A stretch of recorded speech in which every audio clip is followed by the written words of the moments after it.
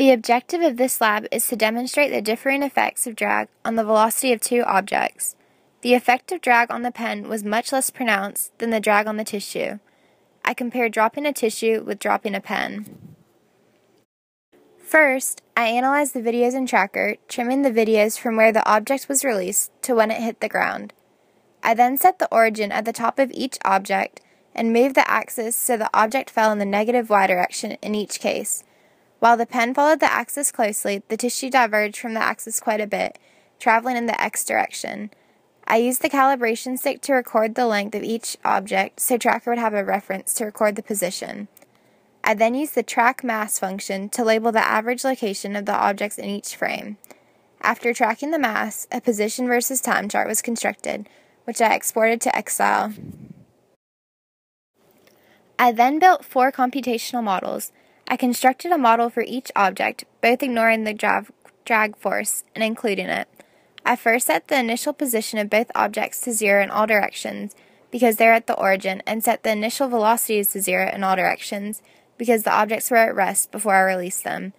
To edit the code to simulate only the force of gravity, I changed the objects' masses and altered the stop times, which I found from Tracker.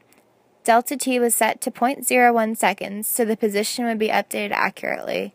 I then set G equal to 9.81 and defined the vector for the force of gravity, which was 0 in the x direction, negative g times mass in the y direction, and 0 in the z direction. I set F net equal to F drag and inserted Newton's second law to predict the new velocity and position. I made sure the code was plotting time versus position, and then opened the .csv file in Excel, plotting the position versus time points on the graph with the Tracker values.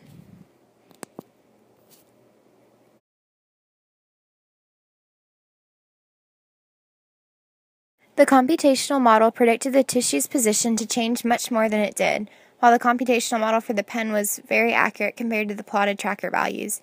The values for the tissue diverged much more than the values for the pen because the tissue's small mass and large surface area makes it much more responsive to drag forces. That included the drag force. I set the force of drag equal to the negative velocity of the ball times b, which is a constant. I changed F net to equal F drag plus F gravity. I adjusted b until the exported .csv file data closely matched the Tracker data. The values for the pen from Tracker and from v-idle matched very closely, but I had difficulty getting the graph of the position versus time of the tissue to match up with the values from Tracker because the tissue moved irregularly. This error could be the result of error from the air vent catching it.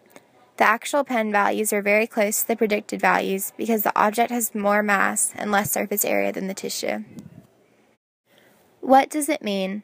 The models with drag accurately predict terminal velocity.